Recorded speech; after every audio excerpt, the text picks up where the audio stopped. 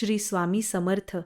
श्रोते हो, आजची ही रात्र तुमच्या आयुष्यातील आणि विशेषतः तुमच्या वास्तूतील एका खूप मोठ्या परिवर्तनाची रात्र आहे. तुम्हाला असं वाटतंय का की तुमच्या घरात विनाकारण भांडणं होतात? कितीही कष्ट केले तरी घरात पैसा टिकत नाहीये किंवा घरात्मक वाटतंय.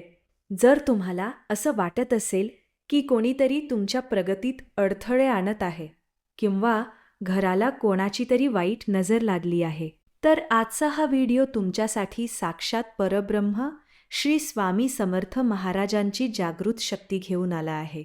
आज तुम्ही जो मंत्र अनुभवणार आहात तो केवळ शब्द नसून तुमच्या वास्तूचे रक्षण करणारे एक अभेद्य कवच आहे. स्वागत आहे तुमचं स्वामी समर्थमध्ये. मित्रांनो, जेव्हा रात्रीचा अंधार गडद होतो तेव्हा नकारात्मक शक्ती अधिक सक्रिय होतात.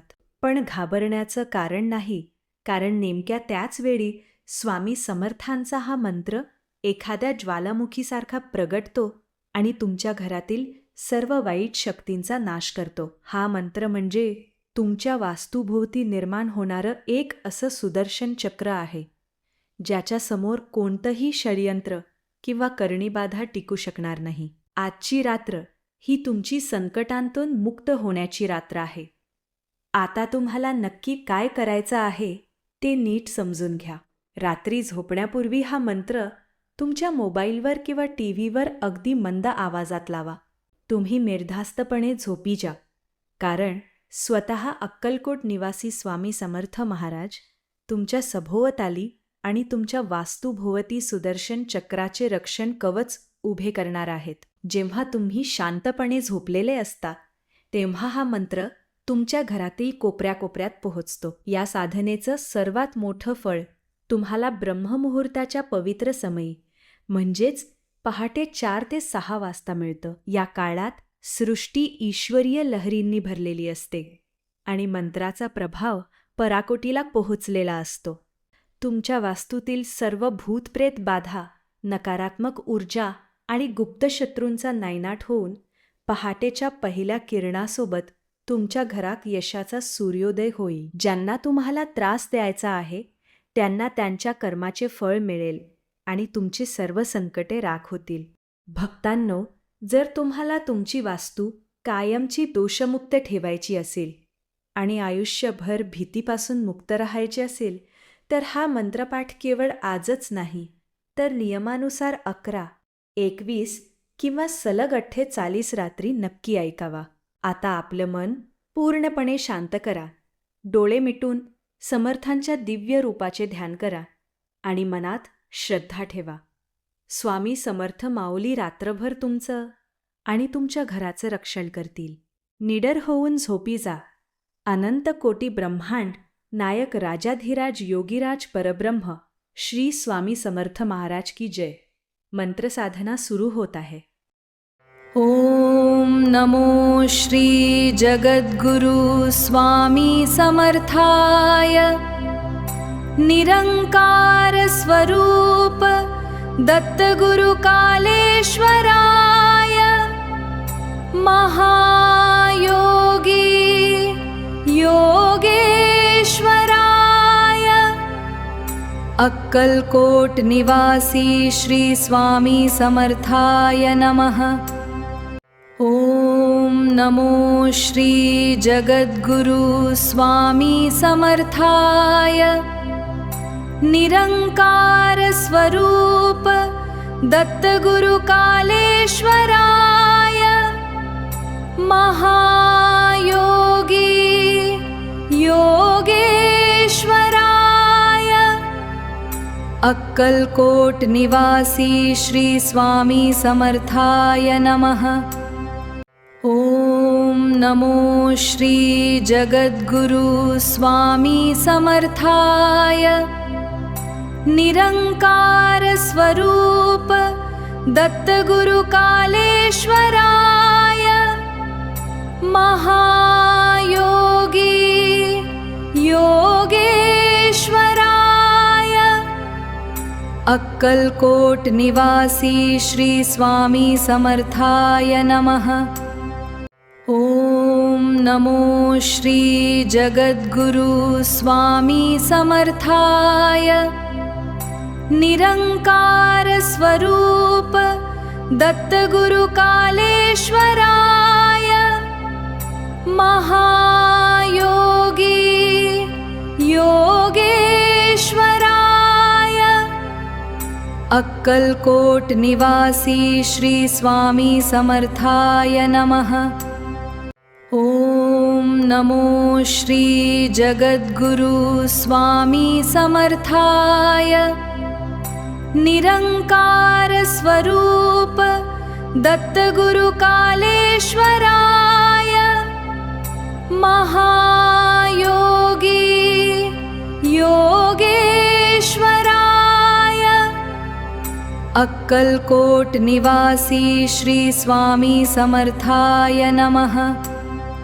ओम नमो श्री जगद्गुरु स्वामी समर्थाय निरंकार स्वरूप दत्तगुरु कालेश्वराय महायोगी योगेश्वराय अक्कलकोट निवासी श्री स्वामी समर्थाय नमः। ओम नमो श्री जगद्गुरु स्वामी समर्थाय निरंकार स्वरूप दत्तगुरु कालेश्वराय महायोगी योगेश्वराय अक्कलकोट निवासी श्री स्वामी समर्थाय नमः। ओम नमो श्री जगद्गुरु स्वामी समर्थाय निरंकार स्वरूप दत्तगुरु कालेश्वराय महायोगी योगेश्वराय अक्कलकोट निवासी श्री स्वामी समर्थाय नमः। ओम नमो श्री जगद्गुरु स्वामी समर्थाय निरंकार स्वरूप दत्तगुरु कालेश्वराय महायोगी योगेश्वराय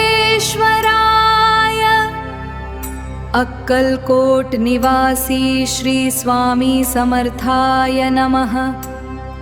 ओम नमो श्री जगद्गुरु स्वामी समर्थाय निरंकार स्वरूप दत्तगुरु कालेश्वराय महायोगी योगेश्वराय अक्कलकोट निवासी श्री स्वामी समर्थाय नमः। ओम नमो श्री जगद्गुरु स्वामी समर्थाय निरंकार स्वरूप दत्तगुरु कालेश्वराय महायोगी योगेश्वराय अक्कलकोट निवासी श्री स्वामी समर्थाय नमः। ओम नमो श्री जगद्गुरु स्वामी समर्थाय निरंकार स्वरूप दत्तगुरु कालेश्वराय महायोगी योगेश्वराय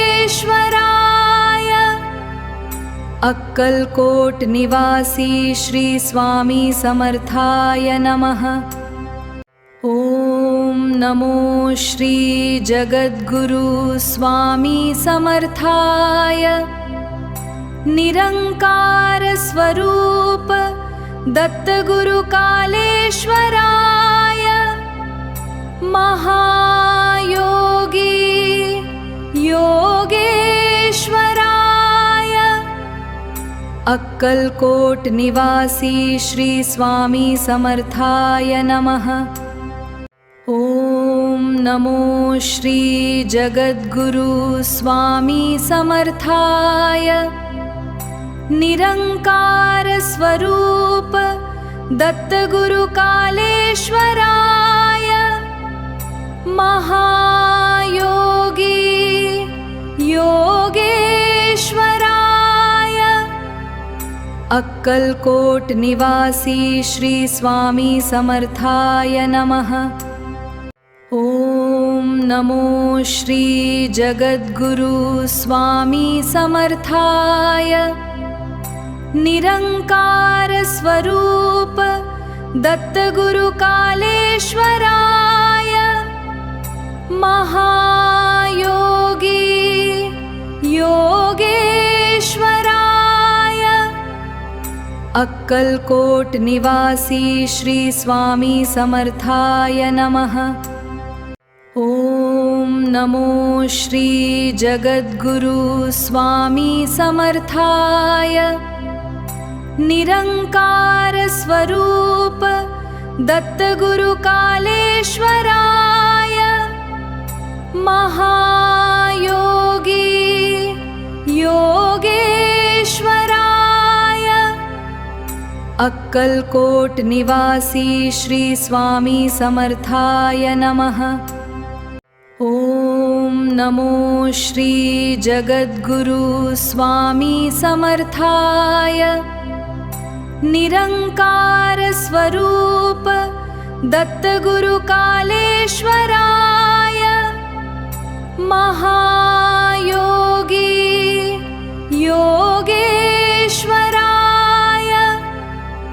अक्कलकोट निवासी श्री स्वामी समर्थाय नमः।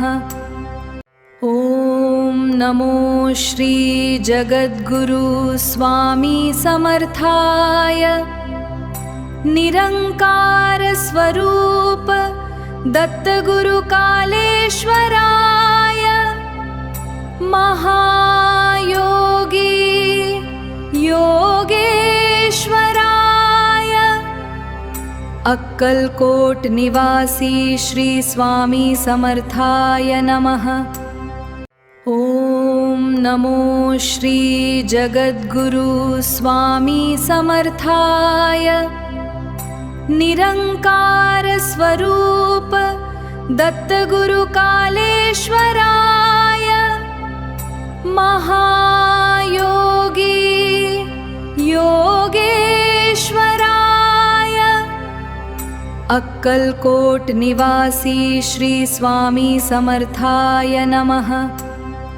ओम नमो श्री जगद्गुरु स्वामी समर्थाय। निरंकार स्वरूप दत्तगुरु कालेश्वराय। महायोगी योगेश्वराय। अक्कलकोट निवासी श्री स्वामी समर्थाय नमः।